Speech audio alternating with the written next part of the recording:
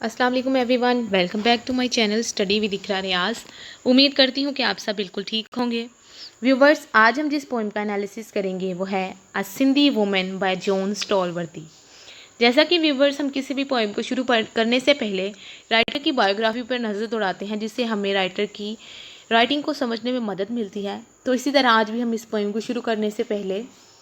John स्टॉलवर्दी की ज़िंदगी पर एक नज़र दौड़ाएंगे। तो चलिए वीडियो को शुरू करते हैं। अ सिंधी वुमेन बाय जॉन स्टॉलवर्दी का आज हम क्रिटिकल एनालिसिस करेंगे और इसके थीम्स को डिस्कस करेंगे, इसकी एक्सप्लेनेशन करेंगे और बायोग्राफी ऑफ पोइट भी देखेंगे। तो व्यूवर्स, बायोग्राफी की बात करें तो जॉन स्टॉलवर्दी जो हैं वो लंदन में 1935 यानी 1935 में पैदा हुए और 2014 में यानी 2014 में इनकी डेथ हुई। ये एक बहुत ही मशहूर लिटरेरी क्रिटिक हैं और ये प्रोफेसर थे इंग्लिश के और ये पोइट हैं बहुत ही ज़्यादा मशहूर। अच्छा, ये प्रोफेसर थे इंग्लिश के ऑक्सफोर्ड यूनिवर्सिटी में और इन्होंने 1992 यानी 1992 से 2000 तक यानी 2000 तक इंग्लिश पढ़ाई है यूनिवर्सिटी ऑफ ऑक्सफोर्ड में। इन्होंने पोइट्री के बहुत से प्राइजेस विन किए हैं और इन्होंने न्यूडिगेट प्राइज़ विन किया था while he was playing rugby at the university, और यूनिवर्सिटी में भी इनका जो है वो बहुत ही प्रोमिनेंट रोल था और इन्होंने पोइट्री प्राइज़ विन किया था। चलिए व्यूवर्स, अपनी वीडियो को शुरू करते हैं। आज सिंधी वुमेन, जैसा कि इसका नेम सिंबलाइज कर रहा है कि सिंध में रहने वाली औरत, यानी कि सिंध की रिहायशी औरत। तो पाकिस्तान का जो सूबा सिंध है उसकी औरत के बारे में ये पोइम लिखी गई है और बहुत ही इम्पोर्टेंट इसका टाइटल है कि एक सिंधी वुमेन यानी सिंधी औरत। आप यहाँ पे देखें, बेयर फुट यानी नंगे पाँव, थ्रू द बाज़ार, बाज़ार से गुजरते हुए, एंड विद सेम हमेशा की तरह एक जैसा, अनड्यूल एंड ग्रेस शानो शौकत के साथ, यानी बगैर लड़खड़ाहट के जो उसकी ग्रेस है उसके साथ वो चलते हुए शानो शौकत के साथ चल रही है नंगे पाँव। As the cloth blown back from her face, जैसा कि उसने अपना मुंह ढांपा हुआ है किसी कपड़े के साथ, वो कपड़ा जो है वो उसके मुंह से नीचे हो गया, उसका फेस जो है वो सामने वालों को नज़र आ रहा है। शी ग्लाइड्स, वो आगे बढ़ती है, विद स्टोन जार, जो स्टोन का जार है वो उसको अपने सर पे रखती है। हाई ऑन हर हेड, अपने सर पर उसको ऊपर रखती है, सर के ऊपर उस स्टोन जार को जिसके अंदर उसने पानी भरा हुआ है। And not a ripple in her tread, ripple मैंने मतलब कोई लहर या लड़खड़ाहट, not a ripple in her tread, उसकी चाल, ट्रेड मीन्स चाल, उसकी चाल में कोई भी लड़खड़ाहट नहीं आई, हालांकि उसने इतना वजनी स्टोन जार जो है वो अपने सर पे रखा है। तो व्यूवर्स, इस पोइम की यहाँ तक जो एक्सटेंस है इसको हम उर्दू में करते हैं। नंगे पाँव बाज़ार से गुजरते हुए, हमेशा की बड़ी ही खूबसूरत शानो शौकत के साथ,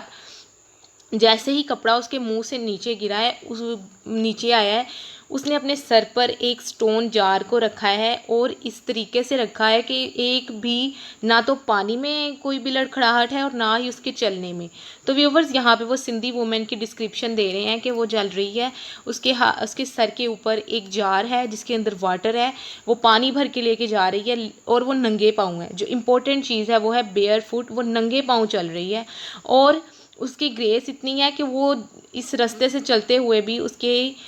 चाल में कोई भी लड़खड़ाहट नहीं है, वो कहीं पर भी उसकी चाल में हमें कोई लड़खड़ाहट नज़र नहीं आती। तो नेक्स्ट कहते हैं, वाचिंग हर क्रॉस इरेक्ट, वाचिंग देखते हुए, हर उसकी क्रॉस इरेक्ट, उसकी सीधी चाल को देखते हुए, स्टोन्स के ऊपर से वो गुजर रही है, गार्बेज कूड़े के ऊपर से, एक्सक्रीमेंट जो फुजला वगैरह है और जो क्रम्स है जो वहाँ पे टुकड़े पड़े हुए हैं, of glass in Karachi slums, Karachi slums यानी कराची की छोटी छोटी तंग गलियाँ। वो कह रहे हैं कराची की जो छोटी छोटी तंग गलियाँ हैं उसमें गुजरते हुए वो इस तरीके से चल रही है कि वो पत्थर के उसके पाँव के नीचे आ रहे हैं, कूड़ा भी आ रहा है, फुजला भी आ रहा है और ग्लास के टूटे हुए मतलब कांच भी टूटा हुआ है कराची की छोटी छोटी और तंग गलियों में, लेकिन फिर भी वो बिल्कुल सीधा चल रही है और उसके चलने में कोई परेशानी नहीं आ रही और ये सारी चीज़ें उसको कोई नुकसान नहीं दे रही। आई विद माई स्टूप, यानी स्टूप का मतलब है कि झुकी हुई या फिर किसी चीज़ को मान लेना। तो वो कह रहे हैं आई विद माई स्टूप रिफ्लेक्ट, मैं उसको अपनी झुकी हुई कमर के साथ देखता हूँ और ये कहता हूँ और इस बात को मानने पे तैयार हूँ। दे स्टैंड मोस्ट स्ट्रेट, वो हमेशा दे स्टैंड वो खड़े होते हैं मोस्ट स्ट्रेट बिल्कुल ज़्यादा सीधे। हु लर्न, जो सीख लेते हैं, टू वॉक चलना, बीनीथ नीचे, अ वेट के। वो यहाँ पे इन लाइंस में राइटर कह रहा है कि मैंने आज ये देख लिया और ये समझ लिया और मैं ये मानता हूँ कि जो वो लोग जिनके ऊपर ज़िंदगी ज़्यादा वज़न यानी बर्डन ज़िंदगी का ज़्यादा होता है, वो ज़्यादा मुश्किल हालात में ज़िंदगी बसर करने के काबिल होते हैं, और हमेशा जिनके ऊपर ज़्यादा बोझ होता है वही ज़्यादा स्ट्रेट खड़े रहते हैं, ना कि वो जिनको कोई परेशानी नहीं है। जैसा कि वो ख़ुद को कह रहे हैं कि मैंने आज ये देख लिया है कि वो औरत इतनी मुश्किल से पानी भर के लेके जा रही है, रास्ते में इतना गंदगी और कूड़े से नंगे पाँव चलते हुए जा रही है, लेकिन फिर भी उसको कोई परेशानी नहीं है। नेक्स्ट, यहाँ पे जो पोइम की जो इतनी सी डिस्क्रिप्शन है, इसमें हमें पता चल जाता है कि जो राइटर हैं उसने कितनी ज़्यादा डीप जाकर उस वुमेन की चाल को देखा है और उसके चलने को, चाल चलन को और उस रस्तों को जो डिपिक्ट किया है, जो कराची के रास्ते हैं।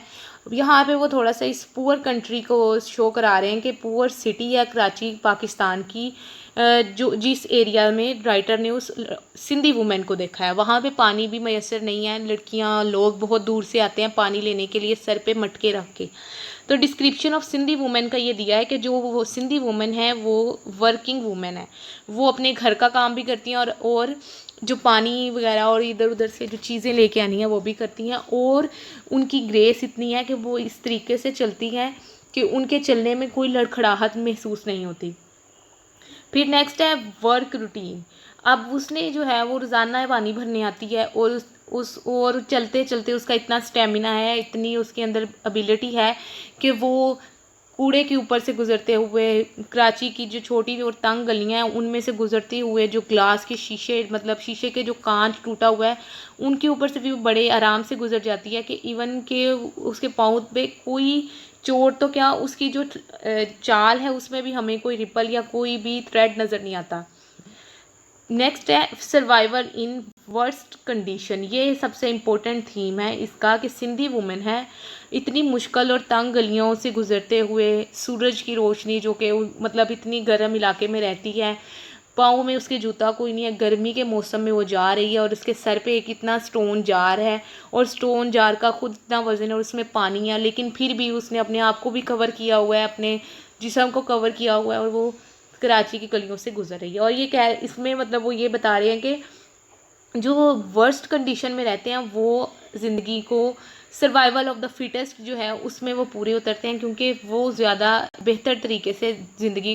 गुजार लेते हैं। फिर है पुवर्टी एंड ग्रेस। अब पुवर्टी यानी पुवर्टी मतलब यानी कि वो गुर्बत में तो रह रही है, लेकिन उसके अंदर उसकी चलने में एक ग्रेस है, मतलब वो अपने इस काम को जो है वो बिल्कुल भी परेशानी नहीं ले रही, उसको एक अपनी डेली रूटीन के तौर पे काम कर रही है और साथ में साथ चलती जा रही है और पानी अपना लेके जा रही है, लेकिन उसके चलने में उसके देखने में हमें कोई परेशानी नज़र नहीं आ रही। नेक्स्ट है वर्किंग वुमेन के जो माशरा हमारा है उसमें ये कि लोग जो हैं वो ये कहते हैं कि औरतें काम मर्दों से कम करती हैं, लेकिन औरतों का काम जो है वो ज़्यादा है। वो वर्किंग वुमेन है, वो अपने घर का काम कर रही है, पानी लेके जा रही है इतने मुश्किल रास्तों से, और उसके पास ज़िंदगी में रहने की वो सारी फैसिलिटीज़ नहीं है जो आम लोगों को मिलती हैं, इवन कि उसके ने जूता भी नहीं पहना हुआ। तो व्यूवर्स, जो जॉन स्टॉल वर्दी हैं इन्होंने कराची में आकर जो सिंधी वुमेन की डिस्क्रिप्शन में अपनी पोइम मतलब उसको डिस्क्राइब किया है, वो इस बात को शो करा रही है। और जो उसकी लास्ट लाइन है वो वेरी इंपॉर्टेंट है कि they stand most straight who learn to walk beneath weight. वो कहते हैं कि वो हमेशा ज़्यादा सीधे खड़े होना सीख लेते हैं, who learn to walk beneath a weight, जिनके ऊपर ज़िंदगी तल्ख हो के काम करती है। यहाँ पे जो वेट है वो ज़रूरी नहीं है कि वो सिंबलाइज़ कर रहा है किसी बोझ को, मतलब ये कोई भी बर्डन हो सकता है जो हमारी ज़िंदगी में होता है। बाज़ लोग ऐसे हैं जिनको ज़िंदगी में सारी फैसिलिटीज़ नहीं है, लेकिन वो इतने सख्त इलाकों में भी अपने आप को जो है वो सर्वाइव कर रहे हैं, क्योंकि they stand most straight who learn to walk beneath a weight. तो व्यूवर्स, आज की हमारी पोइम का एनालिसिस हो गया। अगर आपको किसी चीज़ की समझ नहीं आई तो आप मुझसे कमेंट सेक्शन में पूछ सकते हैं। तब तक के लिए अल्लाह हाफ़िज़।